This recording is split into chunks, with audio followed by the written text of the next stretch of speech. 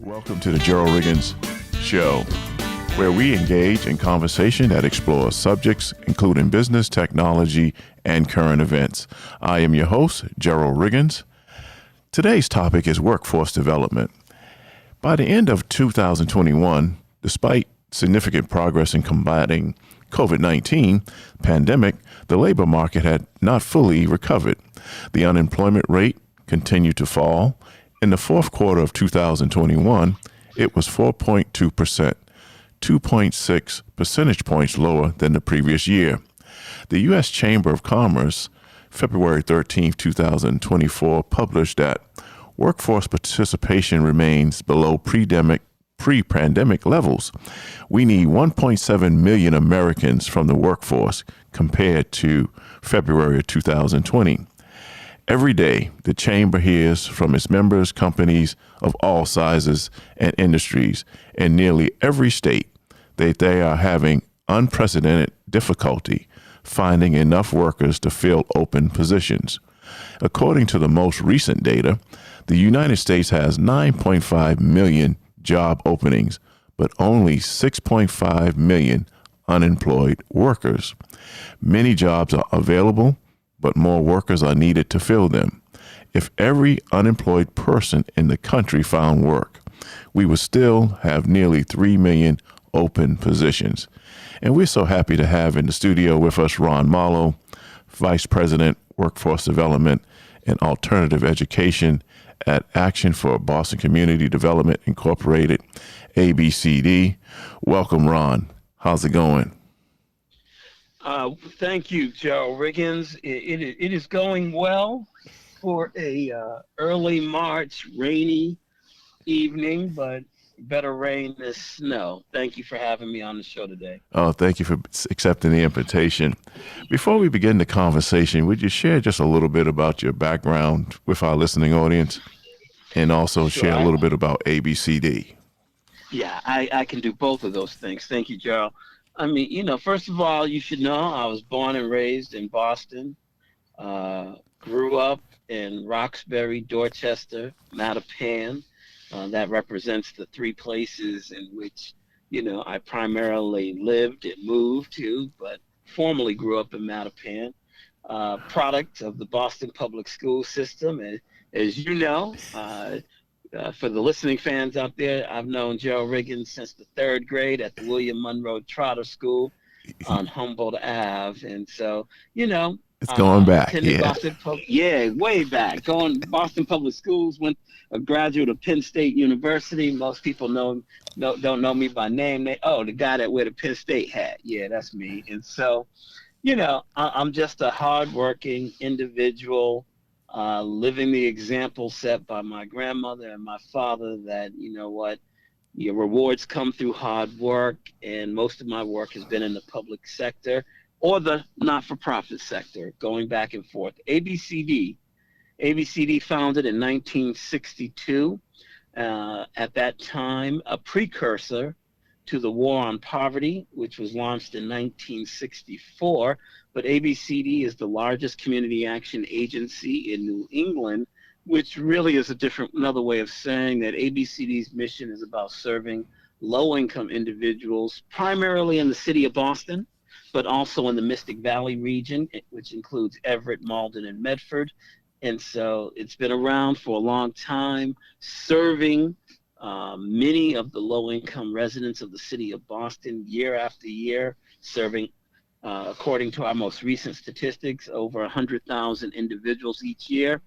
I'm also proud to say that I am a Head Start alum. I actually attended ABCD's Head Start program in Dorchester on Bradshaw Street. And my first job was through ABCD, through Summer Works, ABCD's summer employment program targeted to low-income teens in the city of Boston. So that's it in a nutshell. Obviously, a whole lot I could say given the depth and breadth of what ABCD does. My area is workforce development and alternative education, which is a cute way of saying that, not only do I oversee 3 ESOL, English for Speakers of Other Language programs, in 3 of the city's neighborhoods. Actually, let me correct that.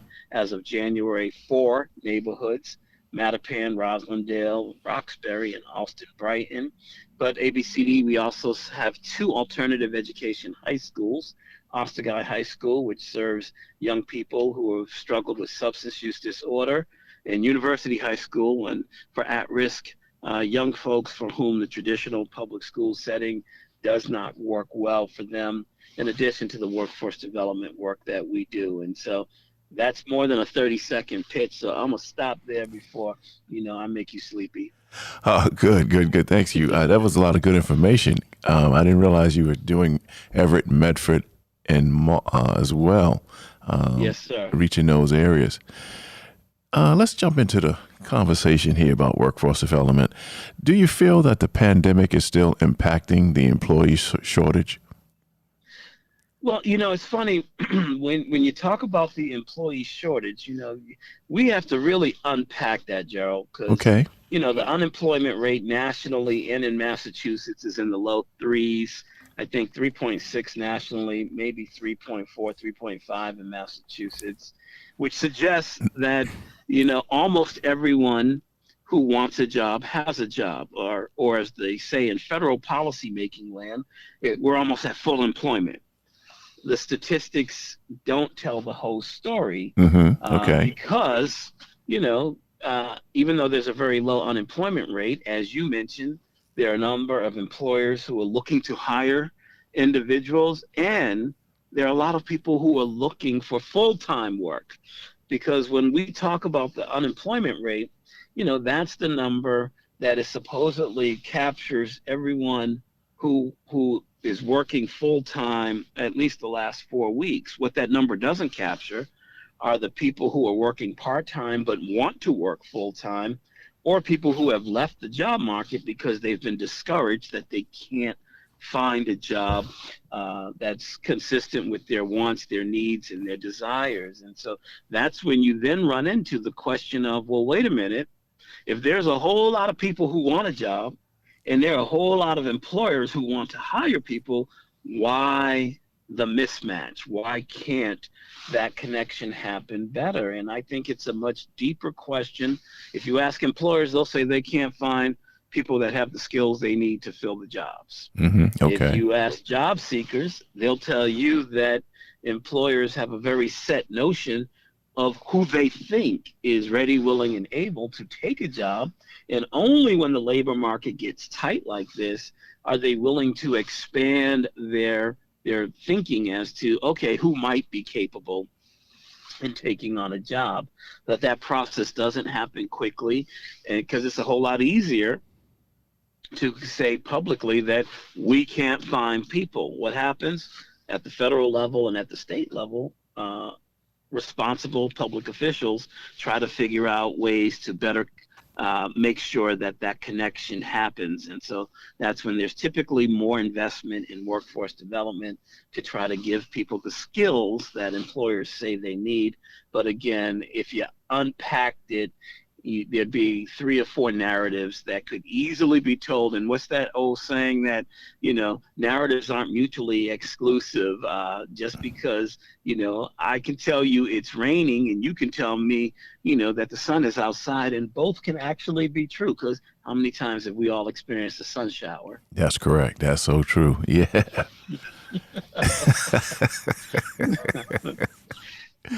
Yeah, so there's so many contributing factors to this employee shortage then.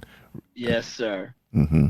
Yes, sir. And don't get me wrong, there are people whose skill sets could benefit from additional training or access to additional education, but if you look in the newspaper and you see, all these folks who went to college and are carrying college debt, that might make you think twice about taking out a loan to go to college, because there's not enough financial aid for everyone to take advantage of it. And now in Massachusetts, as you know, probably the governor has responded in the legislature with trying to make it easier for adults to at least go to community colleges at no cost. But it's going to take a while for that system to ramp up. And even then, you'll be competing with individuals who have 4-year degrees. You'll be faced with employers who are looking for, I don't want to say perfect candidates, but near perfect candidates, as opposed to maybe being willing to take greater chances on individuals who maybe they check 7 of the 10 boxes as opposed to 9 or 10 of the 10 boxes. And so, we'll continue to do the best we can to help people find employment, gain employment, and not just any employment, but employment that helps them take care of their families. Yeah, that's important, because that kind of leads into my next question. As far as collaboration, employers, maybe government, working with nonprofits, finding new best practices and innovative strategies in workforce development since the pandemic, the community college route. I mean, what do you think? Are they trying to work in collaborations? Are employers trying to do something different as far as strategies? I think it depends upon the occupation and or the industry. And so, Massachusetts has a very vibrant community college system. The community colleges pride themselves on working directly with employers to bring about training programs that are responsive to those employers who sign up. Okay, and that's wonderful. But that's not all employers, and that's not all occupations, and it's not all industries, but they're doing their part. There's also, as you mentioned, the nonprofit sector. The nonprofit sector tends to work with, what some might call the hard to employ, those individuals who maybe don't have a steady employment track record, individuals who may have only gotten a high school diploma and are in need of additional skill sets to be more competitive in the labor market. And, there are efforts underway in which you try to bring employers and nonprofits together. And then, as I said earlier, there are employers who seem to rather take the position that, hey, we want to talk about what our needs are that aren't being met, as opposed to being flexible. And again, hiring that candidate who has 7 of the 10 skill sets that you're looking for, and with a little bit of investment on the job, they'll get to 9 or 10 of the 10 skill sets that you're looking for. It's a complex puzzle, in which everyone has a role to play. And if everyone does their role, I think not only would we see an even lower unemployment rate, but we would see even less jobs that go unfilled, and we'd find even more people who want to go from part-time to full-time or come back into the labor market doing so. So, okay.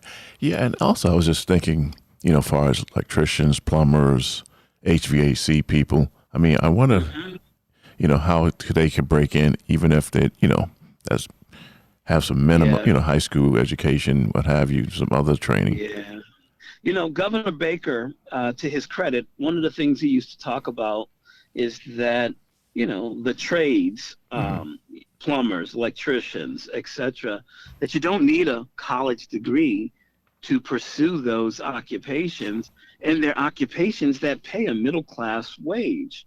I think there's a couple of things that we find. There are fewer people who seem to want to work with their hands on behalf of other people. And then there is, we still don't do a good job.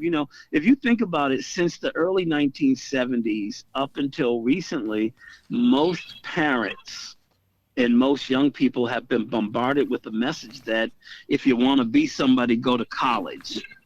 How have we created a narrative that has contributed to fewer people thinking about becoming plumbers, becoming electricians, taking on those jobs that are virtually recession proof, in the sense that if the economy is going well, there's always some sort of construction or remodeling or rehabilitation that's taking place in which there's a demand for your skill sets. When the economy is going bad, people are more inclined to fix things before they are to buy new things. And so, what they say, the only job that, people think of as being recession proof is the undertaker. Well, I think our friends who work with their hands, who learn those skill sets and apply them day in and day out, they would beg to differ. And not only that, not only can you work for somebody if that's what you want to do, but you can hang up your own shingle and work for yourself, Mm-hmm. because think of how many plumbers, electricians, etc., are self-employed, running their own Business. businesses. That's right. Carpenters. That's right. Yeah. Now, are many employers, you think, experiencing increased mental health issues with employees within the last 3 years due to the I think, pandemic? yeah, I mean, Joe, I think undoubtedly so. I mean, I tend to see it more from the job seeker side, Okay. because that's who ABCD is typically working with, but for the folks who are in a job, they're not very different from the folks looking for a job. I mean, yeah, I have an uncle, whose name I'll keep to myself for a second, but, my uncle had hip replacement 6 months prior to the pandemic. And he wasn't diligent about his rehab. And okay, he has to own that, but my uncle lived alone. Mm-hmm. And it took our family a while to realize that, whoa, yeah, the pandemic's happening, but we as a family have to make sure we're visiting our uncle so that he has company, Mm-hmm. because, nothing can be as mentally challenging as being isolated. And you think about the people who were isolated because of the pandemic, and they couldn't go out, they couldn't be about, their social connections frayed tremendously. And yeah, if you were able to get some money from the federal government, that may have addressed your economic needs, but it didn't address your social capital needs. And if you couldn't get the money from the government, then not only were you isolated socially, you now are isolated economically. And so inevitably, employers are struggling with an employee base, Mm-hmm. that are wrestling with what they call hidden mental health challenges. Just okay. Hidden principally because there is still a stigma around mental health, in which people are hesitant to raise their hand and said, hey, I need some help. And if you don't get some help, whether it's professional or rebuilding your social networks, then guess what? You might not be too surprised, or it might not be too surprising if you get on a downward spiral. Mm-hmm. Okay. Could you share a little bit about the ABC's career program? I think they have a career program. Yeah.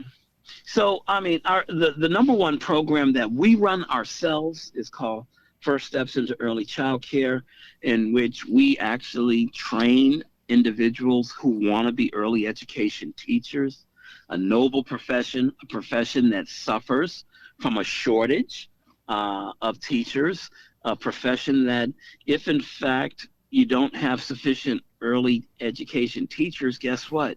You're going to have people retreating from the labor market, whether that's women or men, because, hey, guess what? It is not a stigma for a stay-at-home dad anymore, or for, a dad to be the one who's principally responsible for caring for children. But if you can't access early childhood education, whether you're male or female, well, then you can't be in the office, be at the hours or the times an employer wants you to be there. And we saw that during the height of the pandemic, I shouldn't say the height, but during the pandemic, as things were starting to loosen up and people were trying to go back to work and employers were trying to get people to come back into work, the biggest barrier that people were facing was a lack of access to childcare. Mm-hmm. So that's our number one program. But ABCD also is an operator, which is a cute way of saying we're responsible for the Mass Hire Metro North Career Center system,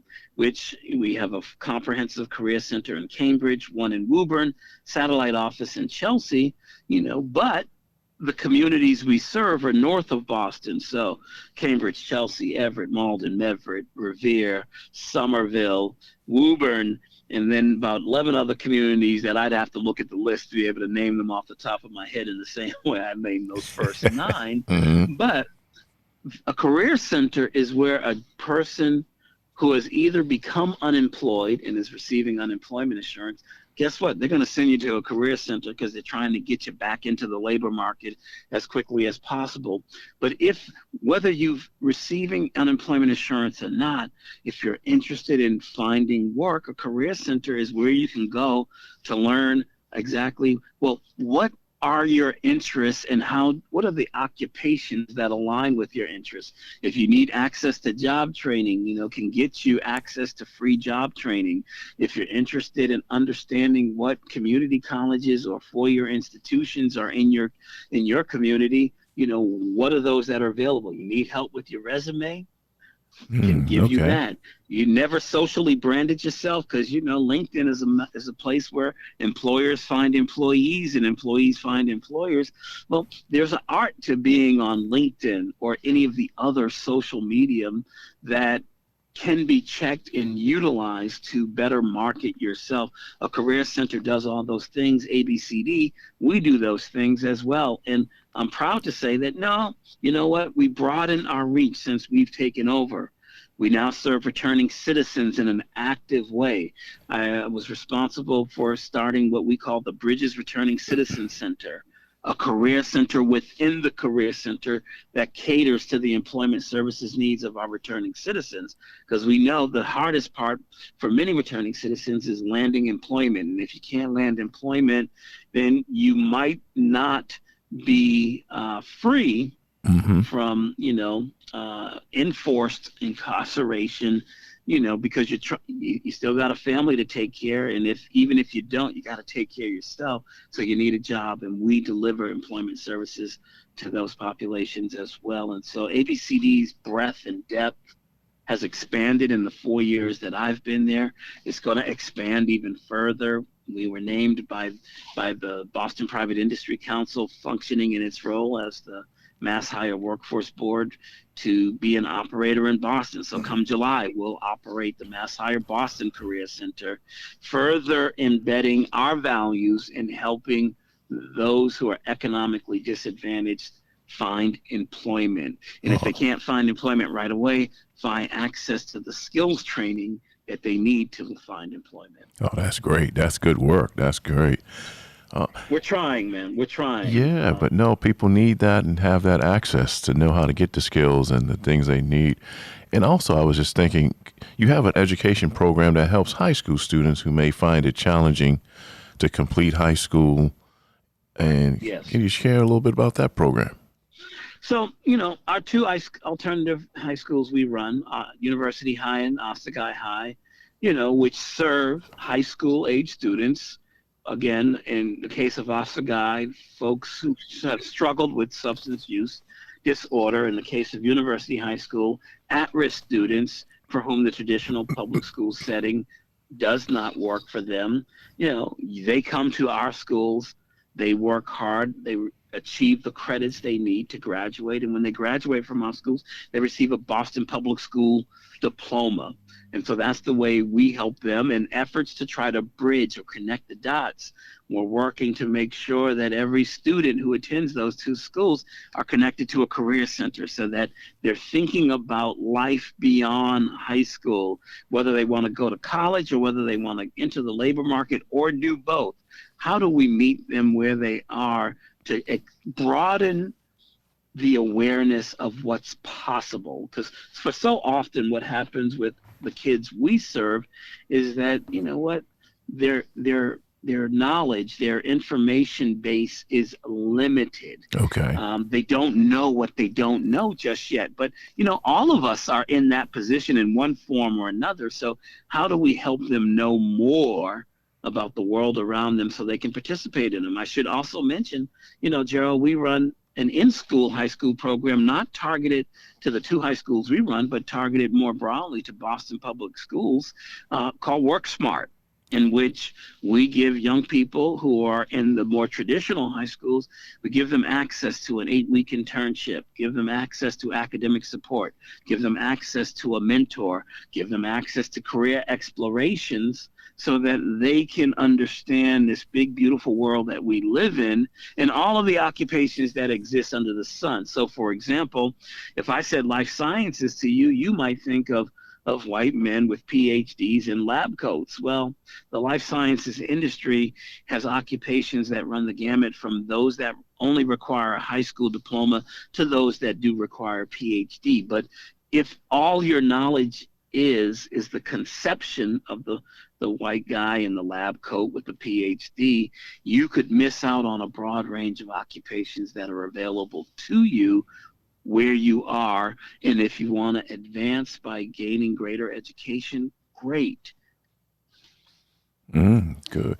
Yeah, and I'm glad to hear that about that SMART program, because I mean, there's other things they can teach them, mock interviews, learning some soft skills training That's for the right. high school students, and about that career, seeking a career in workforce development, because I think those are things that really would help them to have those mock interviews. If you videotape them and they can look That's back right. and see themselves, how do they present themselves? How do they answer the questions?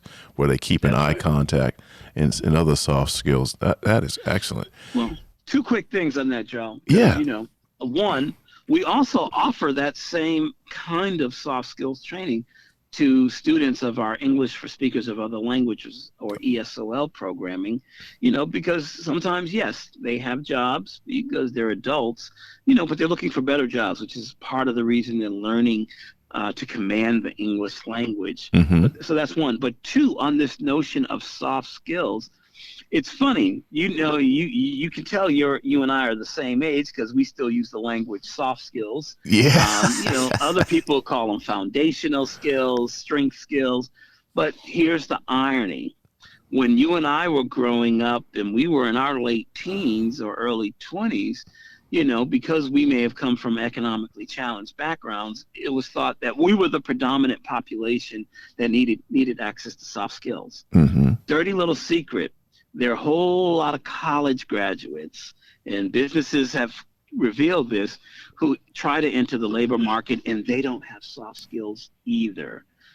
In this digital age in which we live in which, you can communicate rather effectively by text and other means, where you don't talk on the phone as much, you're not engaging in social gatherings as much.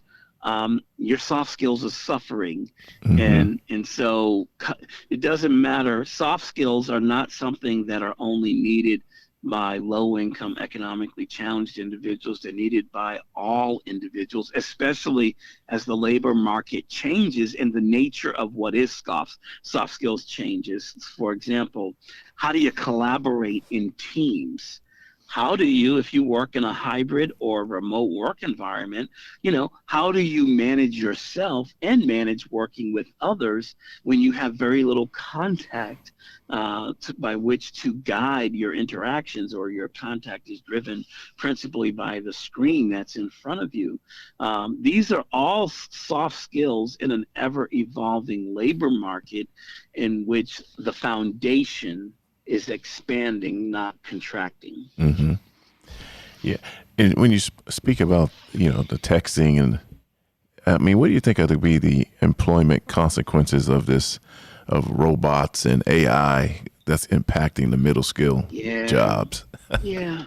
No, it's a very interesting thing because, in the mid-teens of the 2000s, it's like 2014, 15, 16, I worked for the National Urban League.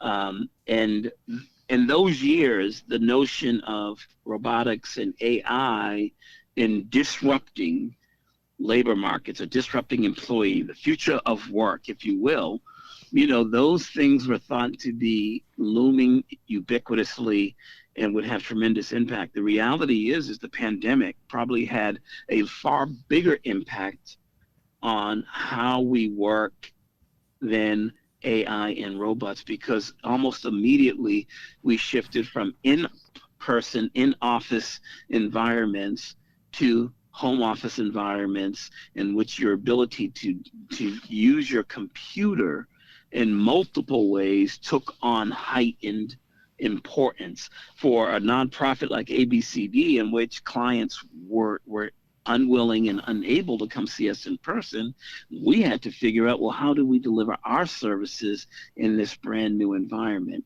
To answer your question directly, whenever technological innovation happens broadly in society, there is disruption. There are people who lose jobs because those jobs become obsolete, but there is almost always more new jobs created, and that are waiting for people who have or can learn the new skill sets. The biggest question for us in an age of AI and robots and all the like will be, how quickly can we retrain individuals who want to remain in the labor market and take on these new occupations, or how slowly will we do it, thereby further enhancing negatively their disruptions, their separations from employment. That will be the big challenge for us, and we will need employers to play their role in that, in being willing to invest in their own workforce to help them make those transitions. Mm-hmm. Do you have any final thoughts you would like to share before we end the podcast on today? Yeah, my biggest final thought, Gerald, is that, whenever you're speaking, as the speaker, you think you're speaking 2 minutes, but you've probably spoken 5. And so time goes by far more quickly than you anticipate it's going by. What I would leave your listeners with is the following, is that invest in yourself. Learning is no longer a K through 12 or an undergraduate or a master's or a PhD pursuit. Learning for the sake of learning is going to be the skill set that each and every one of us will have to embrace, because our ability to take in new information and apply it will always have a value, and will probably have greater value than that degree that you're thinking about going after, because jobs will require you to consistently be in a learning mode. Yeah, all right. Thank you so much. Thank you, Ron. Gerald, thank you. Thank you, my brother. It is good to have been on this. I'm not going to say how many years. We'll just say more than 40 years journey together from third grade to present. It's good to see that I can look up and see somebody I went to third grade with who's doing his thing in multiple spheres, whether it's professionally at your place of employment, whether it's spiritually, because I hope everyone knows that you're also Reverend Jerrell Riggins, or whether it is through the dissemination of information through your podcast. God bless you, brother, for what you do. Oh, appreciate it. Thank you so much. I really appreciate that. As we wrap up this episode today, I would share this motivational quote for the workforce. It's by Michael Jordan. Michael Jordan says, "Talent wins games, but teamwork and intelligence wins championships." Until next time, remember, kindness is free. Sprinkle it everywhere you go. Thank you for joining us. Stay tuned for our next episode. Be well and take care of yourself. I am your host, Jerrell Riggins.